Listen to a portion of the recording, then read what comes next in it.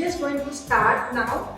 So, as you all know, this is a group called House of Mickey, which is a group of growing women, a group of growing women who are entrepreneurs, or the chefs, or any field of the business or service. So we are all getting together and creating this group, and this Ashor Bhojan is one of our series which we have started. This is about the lost languages and the lost cuisine. आज इनके सामने मैं I know better. So I'm loving what I'm hearing from you all, and I'm sure मैं आज बहुत कुछ यहाँ से सीख कर जाऊँगी और काफी लोग यहाँ पे काफी किस्से कहानियाँ सुनकर जाएंगे. She is my partner Amrita. Her surname is Mickey. तो the whole group जो नाम हमारा इसका है is named on her nickname. So basically Mickey belongs to a finance industry, having a considerable experience with media group. I'm a home chef, having a flair of cooking from last since the 15 years of age. My first guru was my mom. I ran my kitchen by the name of Shifra's Kitchen. आज मेरा test है आप लोगों के साथ. So this is what it is, and I'm very happy today to welcome you all. Chandni Mathur, she is our moderator. So I'll just start the introductions. So first and for all, I would like to introduce Salma Hussain, who is a legend. So everybody who is sitting here is a legend.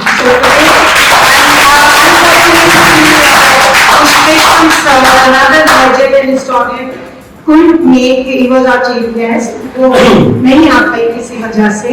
So definitely we are missing him. नहीं तो वो भी आप लोगों को बहुत सारे किस्से कहानियाँ सुनाता. So Salma Yusuf Hussain ma'am is a food historian, author and specialist history of food from Mughal era. She has been a consultant with ITC hotels for decades and also regular many food-related shows. Received the National Tourism Award from the Vice President of India, as well as the Welcome, ma'am. Thank you so much for coming today, and we're looking forward to many stories. So we have Mehboob ma'am. Again an author and a journalist, again a legend. She is specially from Goa to the program, and it was just one call. Salma Hussain ma'am told me that please have me call कीजिए, और मैंने उन्हें call किया and she accepted my offer. Mehboob ma'am is an Lucknow-born author and journalist. She has taught Islam-related topics at the University of Vienna, Austria. Okay, now we have Chef Izzat Hussain, who is come specially from program in Hyderabad, and for all the chairman and बस पहुंच गए इसी तरह यहाँ. So Chef Izzat Hussain comes from the royal family of Awadh and is a descendant of Nawabs, curating dishes with the combination of science and art, having a significant place in his family legacy. Chandni Mathur is the founder CEO of Oily House and Chief of Works by Chandni. Bringing over, मेरी आवाज आ रही है? So bringing over 2 decades of experience to the publishing industry. She is also an accomplished editor and translator with over 100 titles in her kitchen, championing fresh voices and meaningful storytelling. A respected career and motivational speaker, Chandni is regularly invited to leading educational institutions to speak on liberal arts, career, and living with purpose. Chandni, and now the entire show is on her. She will start the program. Right, honey? You ready now? Okay, so over to her. सारी बातें हैं कहने को जानने को, और जब हम बात कर रहे हैं उत्तर प्रदेश के भाषा और भोजन की, और उत्तर प्रदेश की अगर हम बात करते हैं तो हमें लखनऊ और आगरा के सबसे पहले दिमाग में आते हैं हमारे। और ये दो जगह ऐसी हैं जहाँ पर कि हम उनका नाम सुनते ही सबसे पहले दिमाग में आता है यहाँ की कल्चरल हेरिटेज और यहाँ का खाना, जो कि हमारा आज का टॉपिक भी है। तो महबूब जी, सबसे पहले आपसे सवाल होगी, जब भी हम उत्तर प्रदेश की बात करते हैं, जैसा मैंने कही थी, तो हम बात करते हैं लखनऊ, जो अभी भी हम बंद कर रहे थे। बट वहाँ पर और भी बहुत सारे डायलेक्ट्स हैं, और जैसे अवधी है, ब्रज है, भोजपुरी है, बुंदेली है। तो इनका क्या रोल है in the development of the cultural heritage of? ये सब कॉम्बिनेशन जो है खाने का, पहनावे का, बोलने का, जो भी रसोई में, डिफरेंट रसोई में जो जो एक्टिविटीज होती हैं, ये सब मिल के इसको कल्चर कहते हैं। So which is a way of life. तो रिलेशनशिप ये बिल्कुल सही है कि हर 2 किलोमीटर पे हमारी ज़बान बदल जाती है। और डायलेक्ट और भाषा में ये फ़र्क है कि डायलेक्ट जो होता है उसकी रिटन स्क्रिप्ट नहीं होती है, अमूमन रिटन स्क्रिप्ट नहीं होती और ग्रामर और सिंटैक्स नहीं होता है। और जो लैंग्वेज होती है वो पूरी तरह से उसका ग्रामर होता है, उसके रूल्स होते हैं, सिंटैक्स होता है, and it's more formal than a dialect. तो जो आपका प्रश्न है ना, वो आप दूसरी तरह से पूछें। एक इसमें क्वेश्चन है कि हिंदी और अवधी में क्या मेल है। तो अवधी जो है, और भाषा जो है, भाषा की कभी कोई का मजहब नहीं होता है, भाषा का कोई मजहब नहीं होता है। तो ये बिल्कुल आप कभी यकीन ना करें अगर कोई आपको बताने की कोशिश करे कि उर्दू मुसलमानों की ज़बान है, क्योंकि भाषा जो उत्पन्न होती है वो रीजन में उत्पन्न होती है। जब आप और हम कम्युनिकेट करना चाहते हैं तो हम किसी तरह से अपनी ज़बान से आवाज़ें निकालते हैं, फिर उन आवाज़ों को जब आप फॉर्मली वॉवल्स और ग्रामर और उसमें सेंटेंसेस में बांध देते हैं तो वो फॉर्मल लैंग्वेज हो जाती है। तो इससे मजहब का कोई रिलेशनशिप नहीं है। ये रीजन स्पेसिफिक है। रीजन, हाँ, जियोग्राफिकली ज़बान बदलती है, और ज़बान बदलती है according to the way you pronounce. गेहूँ के तरह तरह प्रोनाउंसिएशन हो। और एक बड़ा दिलचस्प किस्सा है, जब ईरान से लोग आए लखनऊ, तो एक साहब बहुत बीमार पड़ गए थे। तो वो हम चिल्ला रहे थे अपने बिस्तर से, आप आप आप, और किसी को समझ नहीं आ रहा था ये चाहते क्या है। तो वो आप का फारसी में मतलब पानी होता है, as simple as that। लेकिन कम्युनिकेशन गैप था, लोग उनकी तलब को समझ नहीं पाए थे, तो बेचारे का इंतकाल हो गया। तो भाषा जो है ये ज़बान लोगों को जोड़ती है, और यही रोल रहा है उर्दू का। तो उर्दू जो है बहुत यंग ज़बान है, सिर्फ 19th सेंचुरी में पहली बार उर्दू शब्द को इस्तेमाल किया है। और अगर आप मैप देखें तो टर्की, सदर्न टर्की में एक शहर है जिसका नाम है ओर्द, ORDO। तो जो उर्दू जो अल्फाज है वो उसी शहर से ताल्लुक़ रखता है, क्योंकि औरत तुर्की में औरत का मतलब कैंटोनमेंट होता है। तो जब बाहर से लोग आए, उन्होंने लोकल लोगों के साथ गपशप शुरू की, तो वो भाषा का नाम उर्दू हुआ। क्योंकि सिपाही सबसे पहले सिपाही एक दूसरे से कम्युनिकेट करना चाह रहे थे, तो फिर बाद में किसान और गायक और म्यूजिशियंस और दूसरे लोग बोलने लगे, लेकिन Urdu is very very young. Awadhi, Bhojpuri, Braj Bhasha, Khari बोली, ये सब बहुत ही पुरानी जबान है।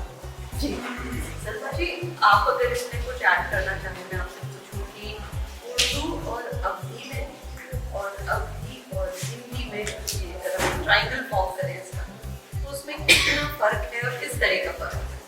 बहुत ज्यादा फर्क रखा। बहुत अच्छा है।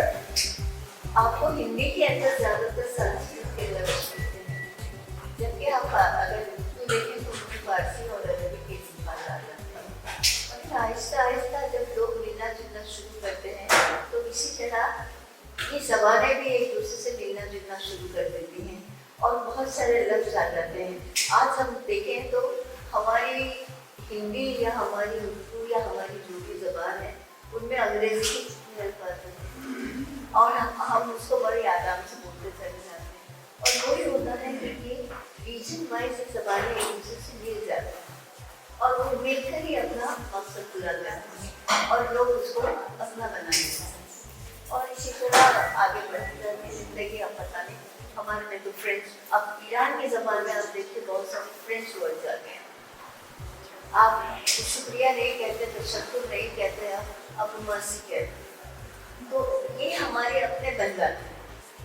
तो अवधी ज़बान में भी संस्कृत के वर्ड ज़्यादा मिलेंगे आपको, फारसी के कम मिलेंगे, मगर अवधी में भी है क्योंकि हमसे बहुत ईरानियों का और उस तरह से, मगर आपको दूसरी ज़बानों में वहाँ की जो रीजनल और दूसरी ज़बानें उनमें शायद ये अरबी और फारसी कहते हैं, मगर लखनऊ की अवधी ज़बान में बहुत ज़्यादा फारसी से। आप बिल्कुल ठीक कह रहे हैं कि हमारी जो बोलचाल की भाषा है वो इतनी मिक्स हो गई है, मैं खुद भी एक सेंटेंस नहीं बना पा रही हूँ बिना लैंग्वेजेस मिक्स करे हुए। कि अभी हाल ही में एक किताब के ट्रांसलेशन पर हम काम कर रहे थे और वो बुक पूरा हिंदी माइथोलॉजी के बारे में है और जब हमने उसको ट्रांसलेट करना शुरू करा तो ऑथर की रिक्वायरमेंट थी कि उर्दू का कोई भी शब्द ना आए इसमें, या मतलब जरूर जैसे हम लिखते हैं तो वो भी नहीं आए। तो हमें इतना भ्रष्ट हो गई है हमारी भाषा की, हमें वो लिखने ही नहीं दिक्कत हो गई थी। भ्रष्ट नहीं, इनरिच्ड हो गई। मतलब ऐसे ऐसे आप कहें कि मिला करके हम जो कर रहे हैं that is definitely an enriched language जो हम बात कर रहे हैं। पर अगर हम एक स्पेसिफिक भाषा की बात करें तो हम नहीं है वो क्लैरिटी शायद। No, there was never any pure language. कोई pure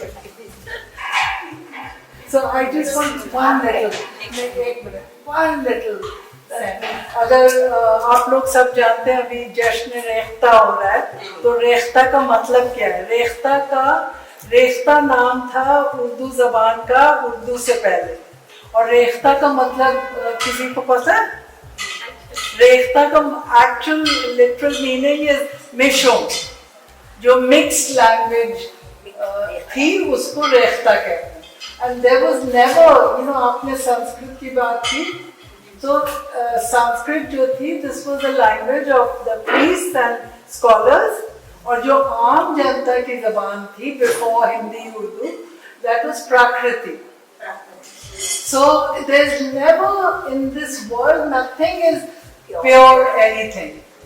We are all a mixture, the human body is a mixture of the 5 elements, air, water, mud, whatever, which is a beautiful combination that results in a human being. So agar aap purity ka picha karenge, then you will find nothing. रेखते में मैं आप बात करूं जैसे रेखता जो I cannot stop talking, sorry. रेखता जो है ना वो रेखती लैंग्वेज निकलाई जो मिक्स करके आजकल जैसे हम लोग इंग्लिश हिंदी उर्दू मिला के बोलते हैं, ये रेखती है। और मैं इनकी बात को खाली वो याद दिलाने के लिए मुझे वो शेर याद आ गया जो मैं कहता हूँ कि ये मीर जो है वो वहाँ से शुरू हुई थी। उन्होंने फारसी और यहाँ की हिंदी जो अवध में बोली जाती थी अपनी भाषा है, उनको देख करके बोल रही थी। फिर यहाँ दिल्ली में भी शुरू हुआ था, दिल्ली और लखनऊ के कॉम्पिटिशन में। उसका भी एक शेर ये है कि गालिब ने खुद एक्सेप्ट किया था और उसको कहा था कि रेफ्ती के तुम ही उस्ताद नहीं हो गालिब, मीर भी थे। सुना है अगले जमाने में कोई मीर नहीं था। तो यानी मीर के जमाने से बात जो है वो शुरू हुई। तो रेफ्ती उसी को कहते हैं जो मिक्स भाषाओं के तहत में, जैसे कि आपने बताया कि हम जरूर और ज्यादा को मतलब है वजह जैसे हम कहते हैं उसको बहुत ठेठ हिंदी अगर कर लेंगे तो वो उतनी अच्छी भी नहीं लगती। यानी बात वही होती, कुछ चीजें ऐसी होती कि वो उसकी अपनी जबान में अच्छी होती है। शेफ आपके पास ही माइंड रहती है तो जो आपको पूछना है वो ये कि भाषा के बारे में हमने बात करी, तो अब आप अगर हम खाने के बारे में बात करें तो अवधी खाने में और मुगलई खाने में फर्क क्या है? देखिए मुगल जो है वो एक कौम है, जैसे यहाँ पे आप क्षत्रिय बोलती है तो वो वहां से मुगल चले थे और वो उनका एरिया ही वही था जहाँ से टर्की और इधर पूरा तो बगदाद से इधर ईरान जो है मेन देश रहा कि जहाँ से लोग यहाँ पर आए और उन्होंने सो करके तो अवध जो है यहाँ पहले से एस्टेब्लिश था। अवध जो पहले से एस्टेब्लिश था तो जहाँ से जिस खानदान से मैं आता हूँ वो मतलब जो आज लखनऊ मशहूर है, लखनऊ से भी बहुत पहले कहीं फैजाबाद हुआ करता था।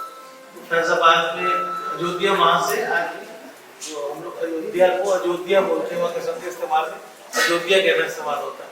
तो अयोध्या वहाँ से सिर्फ 10-12 किलोमीटर है और उसी के अंदर मतलब यहाँ पे आप जाएंगे अगर सोचें कि अयोध्या जाए तो फैजाबाद को ना टच करें तो ऐसा हो नहीं सकता। आजकल एक बाईपास है वहाँ पे बहु बेगम साहिबा का मकबरा जो है वो भी तो एक वहाँ से तहजीब जो चली थी खाने की जबान की वो बिल्कुल मिक्स वहाँ पे जबान होती रही।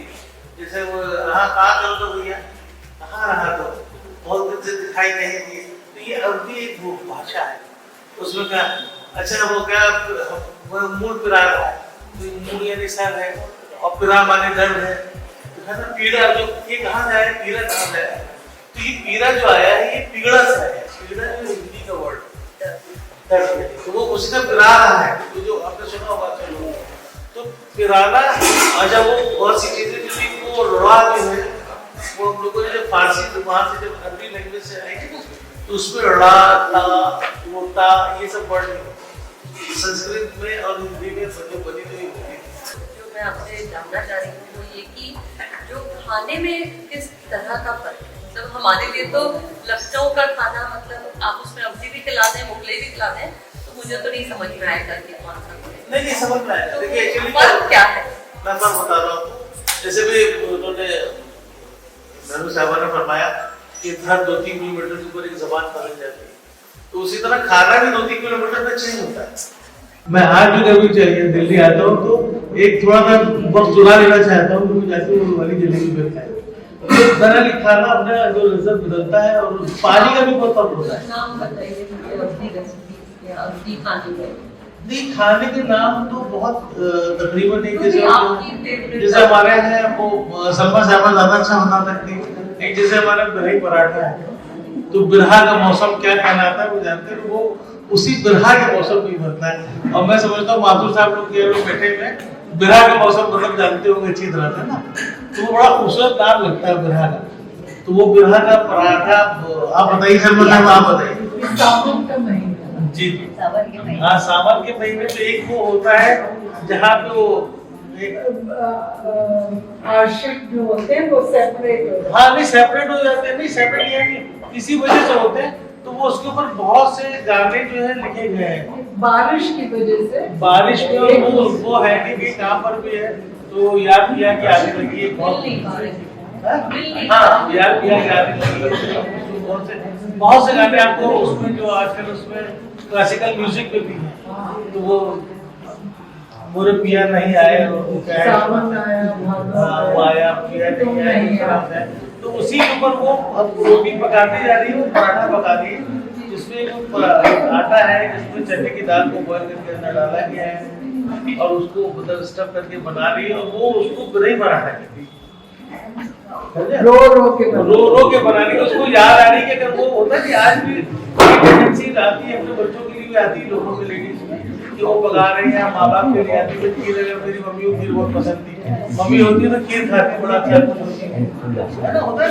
भाई आपने काफी सही से थे तो आपने की है खाने पर, तो इसमें क्या खास टेक्निक्स है या क्या खास इंग्रेडिएंट्स हैं जिनकी वजह से ये खाना डिफरेंट होता है? जैसे मुझे था कि आप अभी एक बार कह रहे थे कि जो खाना है उसका स्वाद मतलब मसालों का स्वाद है, तो उस पर थोड़ा बताइए। मैं जो काम करती हूँ वो है मुगल इंडिया का काम करती हूँ मैं, और मैंने तो जैसे कि फारसी जबान जानती हूँ, और फारसी के अंदर दो मुझे मैन्युस्क्रिप्ट्स मिले हाथ से लिखी हुई। एक तो जहांगीर के ज़माने का कुछ बुक है, पहली बुक थी और उसमें फारसी में लिखी हुई है, और दूसरी एक शाहजहाँ के ज़माने की थी जिस वो भी फारसी में लिखी हुई है और शाहजहाँ के ज़माने में।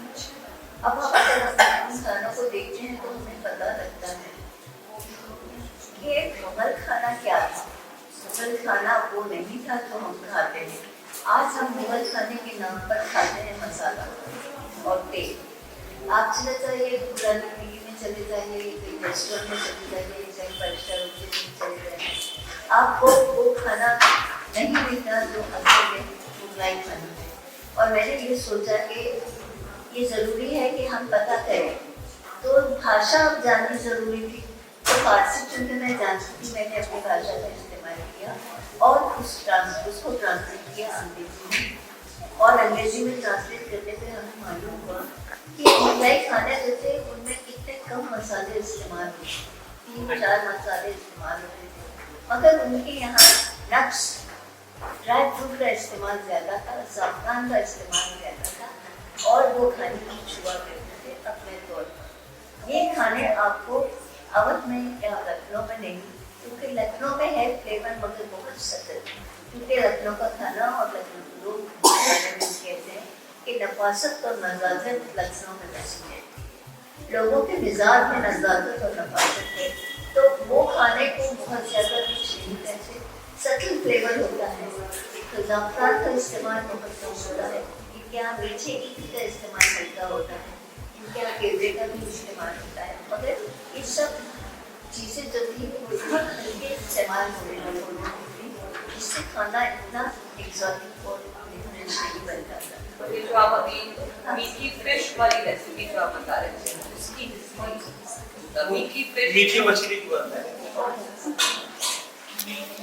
मुगल जो थे स्वीट, हर चीज़ के अंदर मीठापन होता। अभी लास्ट वीक आगा खान फाउंडेशन ने एक प्रोग्राम शुरू किया था खाने पर। उनके 3 प्रोग्राम हैं, एक तो आर्ट प्रोग्राम पर है, एक वॉकिंग पर है, एक फूड पर है, और उन्होंने सुंदरबन नर्सरी में प्रोग्राम खाने का किया था, जिसमें 7 लेडी शेफ है हमारी किताब से, अलवा ने जो कि जहांगीर के ज़माने की किताब है, उसमें से खाने बनाए, और उसमें से एक डिश उन्होंने बनाई मछली की थी, माही चाशनीदार। चाशनी का मतलब है मीठापन शक्कर का, और माही का मतलब है मछली।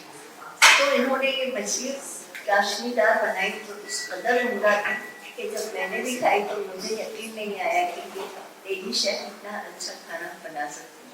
और उन्होंने उस किताब से बहुत सारी चीज़ें निकाली थी, उन्होंने 7 डिश बनाए जो कि बहुत सुंदर है।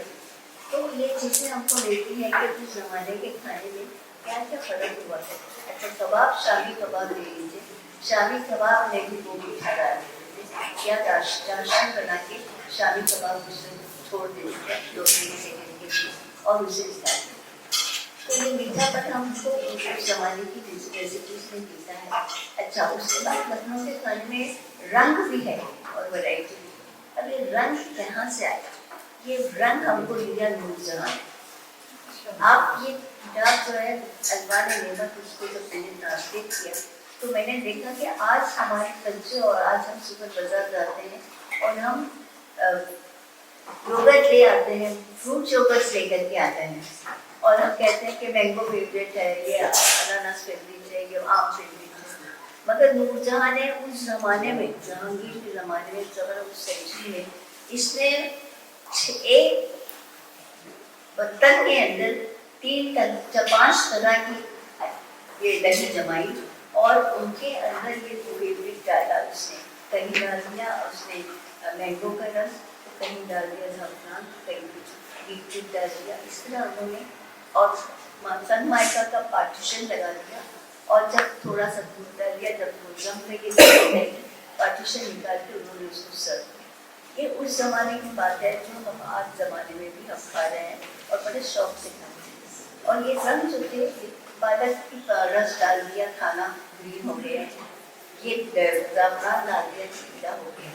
ये रंग का तनव्वुर जो था, मुख्तलिफ इसका रंग हम खाने में है। एक खाना बनता है लखनऊ में शायद शिशगंगा, शिशगंगे में 6 तरह के पुलाव एक ही बर्तन में।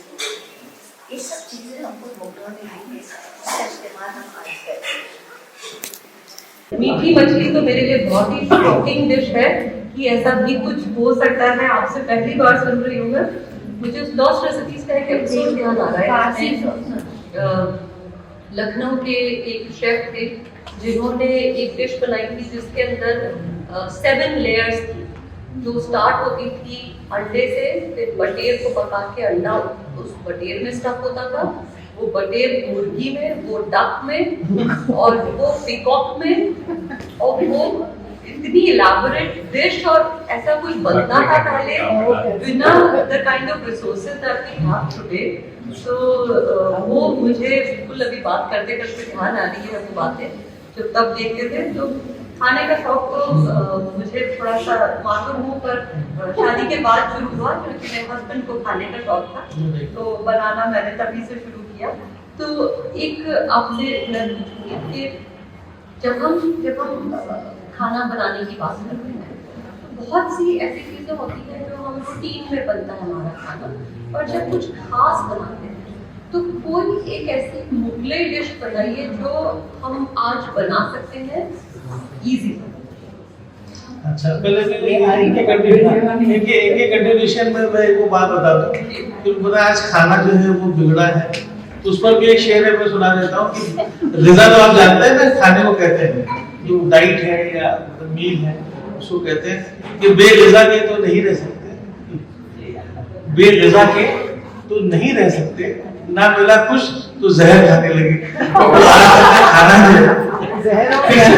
तो एक आपको मैं बताऊं कि खाना सबको खाना चाहिए, और वो किसी भी वेजिटेरियन है वो भी उसे बना सकता है। आपने बहुत ज्यादा नाम सुना होगा, कौरमा नाम है ना, और वो कौरमे को लोग कौरमा भी यहाँ बोलते हैं किसी भी खास से।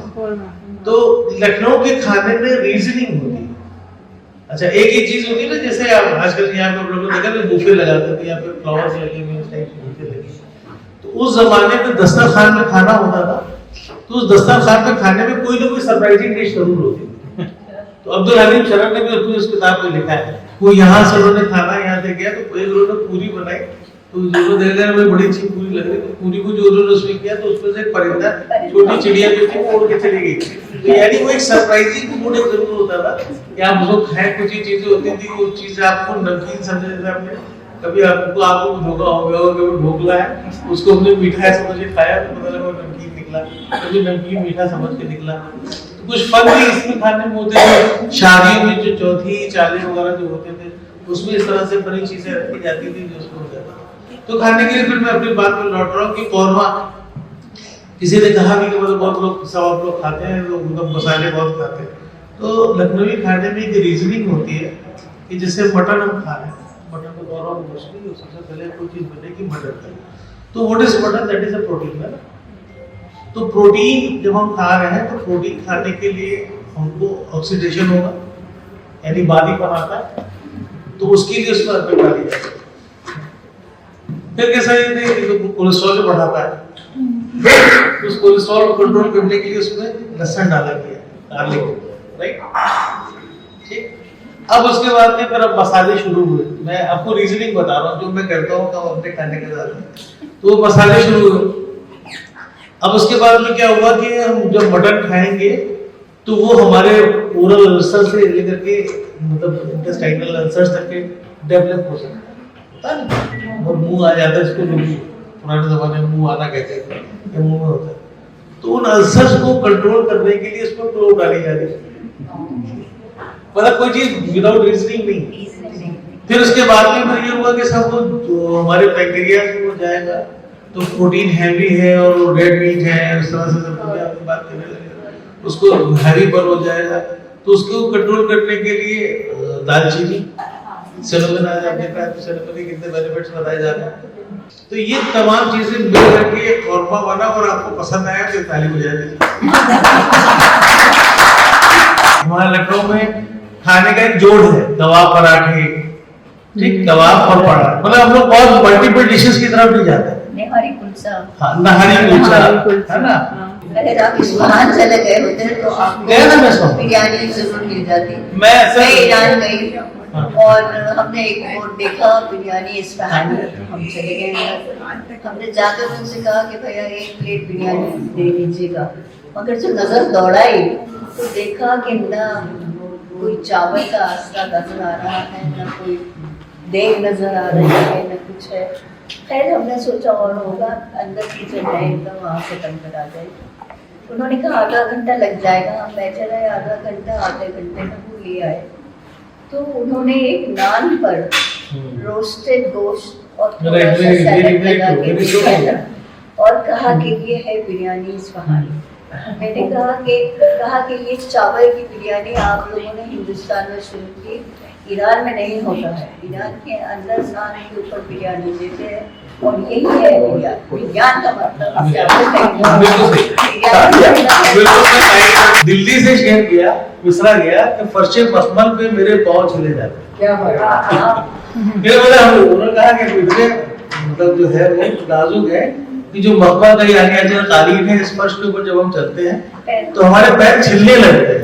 हम इतने नाजुक हैं, इस बात को दिल्ली से भेजा गया कि फर्शे मखमल पर मेरे पाँव छिले जाते। तो ये बड़ी नजाकत वाला मिसरा हो गया। तो जब लखनऊ पहुंचा तो फिर उन्होंने उसको बिल्कुल मजाक अंदाज में, यानी मजाक के अंदाज में उसको उन्होंने मिसरा लगाया कि केला खाने से मेरे दांत हिले जाते। तो ये हैदराबाद में, दिल्ली में, लखनऊ में ये एक इंडस्ट्री शुरू हो गई और दस्तरखान बनने लगे। तो मेरे पास एक नमूना था, वो मैं ले आई और उसमें अच्छे शेर भी लिखे जाते थे। अब इसमें देखिए इतना अच्छा शेर लिखा हुआ है, शुक्र खालिद का अदा कर आमदे मेहमान पर, शुक्र खालिद का अदा कर आमदे मेहमान पर, रिस्क अपना खा रहा है तेरे दस्तरखान। So all the people who have been served the dal, उसकी story मैं बताई है. So the reason for the serving the dal was this, because the story is coming. But before the Kyoti dal, I want to just tell you the difference between the Mughal and the Avdi cuisine. You know, these are three different people who came from three different areas. So the Delhi Sultanate in the 12th century, they were Turks. They were Turkic warriors who came from Central Asia. Idhar hoga kahin Central Asia. And they came through the Khyber Pass by road after having culturalized themselves with the Persian culture and cuisine. So, if you go to Uzbekistan today, जो बिरयानी और पुलाव वो सर्व करते हैं वो बिल्कुल ही फर्क है. You know, and boiled rice and boiled carrots and potatoes sprinkled on the rice with a little bit of meat which is chopped and also sprinkled. So, जब ये Central Asians came in contact with the Persians, the rice started to be sprinkled with saffron. जब Khyber Pass से नीचे उतरे and they came to Multan, Lahore, Bhatinda and then finally Delhi, then they discovered long elaichi, तेज पत्ता. तो वो boiled rice में ज़ाफ़रान add किया Persia में और हिंदुस्तान में आके ये गरम मसाला ऐड किया. पेपरकॉर्न जो आज भी ईरान की क्यूजीन में नहीं इस्तेमाल करते हैं. तो so the first set of people who came were from Central Asia. They were ethnically Turks, and then the Mughals were a combination of Mongolian and Turkic people. but who were culturally Persianized. And then ये हुसैन साहब कह रहे थे कि जो दक्कन में गए उधर, they went by sea. तो ये लोग तो पहाड़ी से उतर के आए on horseback, introducing also the horse into South Asia.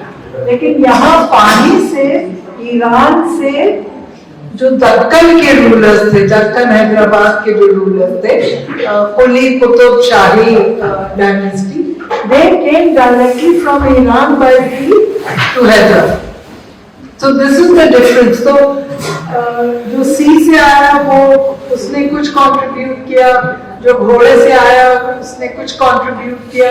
तो जो शीश कबाब है, which is the father and mother of our kebab, वो टर्किक वॉरियर्स थे, उनके परमानेंट घर नहीं होते थे, they were nomadic people, तो वो हंट करके, और एग्रीकल्चर था नहीं, तो वो हंट करके मीट को शीट बना के और अपने हॉर्स पे रख देते थे, and that is how they preserved the meat, and they sat on the saddle and the meat got flattened.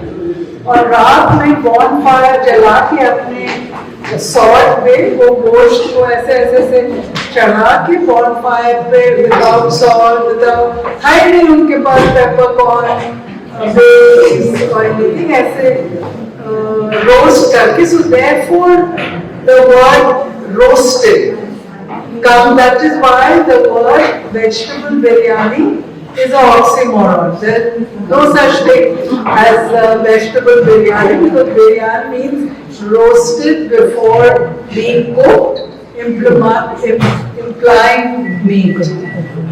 So there cannot be a vegetable biryani. तो ये थी, तो मुगल्स जो हमारे थे, they brought with them Mongolian culture, Turkic culture and Persian culture. और so their cuisine is a little bit tougher, masculine, and जो अवधी cuisine है is more feminine. उसमें नज़ाकत है और खुशबू की बहुत अहमियत है, खुशबू की, and the way you present the cuisine, because it came directly from soldiers who were of Persian origin. Yeah, we call it maa ki dal. Yes. The हरी वाली. तो हरी दाल और अरहर की दाल को साथ पकाते हैं और उसमें फिर वो अदरक लहसुन का मसाला और छौंकते हैं हींग और जीरे से। तो अब पता नहीं वो गरीब मल्ला ने केवट में पता नहीं उसके पास मीन्स थे छौंकने वौंकने का, लेकिन वो हांडी में, मिट्टी की हांडी में स्लो कुक हो रही थी और वो खिलाया ये दरबारी।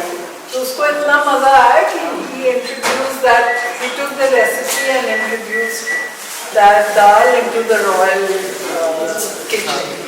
तो एक बैकवर्ड जिसको हम अक्सर कह सकते हैं, उसके दाल में इतना, उसके हाथ में इतना मजा था कि even this so-called royalty was flawed, and that is the story about that. Wonderful. भाषा और भोजन तो हो गया ना, Uttar Pradesh can not go without गाना एंड बजाना. Do you agree?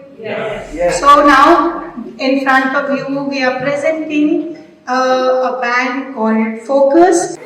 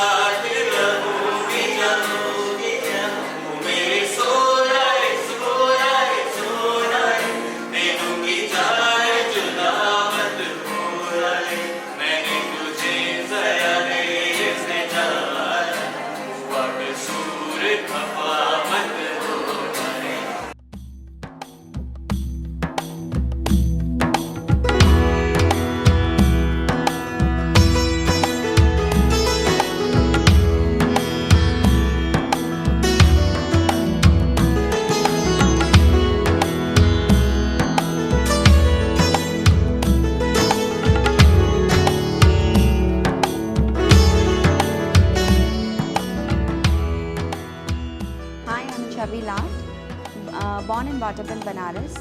So Banaras बहुत रचा बसा सा है एंड अभी शेफ इज्जत हुसैन सर ने बहुत अच्छी बात बोली कि बनारस मीन्स बना रहे रस. So I could so relate, and this line really captivated my thoughts that multi-cuisine करते हुए भी something which I really enjoy doing is Banarsi cuisine. So today इधर आज यहाँ भाषा और भोजन by Shipra Mathur. Thank you so much, Chef Shipra and House of Mickey, for this opportunity. We really had a great time in this Bhasha and Bhojan. I got an opportunity to meet with Chef Izzat Hussain, Salma ji and Mehru Jafar ji. I am showcasing Banarsi food, which includes choda matar, the famous tomato chaat, khasta kachori and hing wale aloo, and people loved it. So, and I loved being here, meeting everyone, and meeting all the chefs and renowned personalities here. It was a pleasure to be here. Thank you. Hello hi सलाम नमस्ते, मैं chef इज़्ज़त हुसैन और आज मैं दिल्ली आया हुआ हूँ. दिल्ली आने की वजह ये है कि शिप्रा माथुर के स्टूडियो में हूँ और उन्होंने एक बहुत अच्छा प्रोग्राम शुरू किया है जिसको भाषा और भोजन करते हैं. बहुत ही अच्छा लगा. ये हमारी जो मीट एंड ग्रीट थी, इसमें काफ़ी हमने एक्सपीरियंस शेयर किए अपने, और जितने भी हमारी क्यूजीन से रिलेटेड इश्यूज़ थे लोगों ने डिस्कस किया और काफ़ी एक्साइटेड थे लोग इसको ज्वाइन करने के लिए. Looking forward for more such event. Thank you house of Mickey, Shipra's kitchen and Ambika. ये हमारी भाषा से हमारे हाथ से फिसल रही है, तो फिसलती हुई भाषा को रोकना है और हमारे उजड़ते हुए खाने को हमें रोकना है.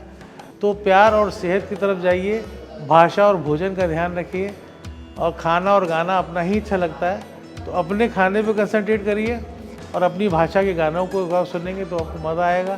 तो इसलिए भाषा और भोजन दोनों बहुत ज़रूरी चीज़ें हैं. मैं इसको सपोर्ट करता हूँ, शिप्रा माथुर के मिशन को सपोर्ट करता हूँ. आप भी. Thank you.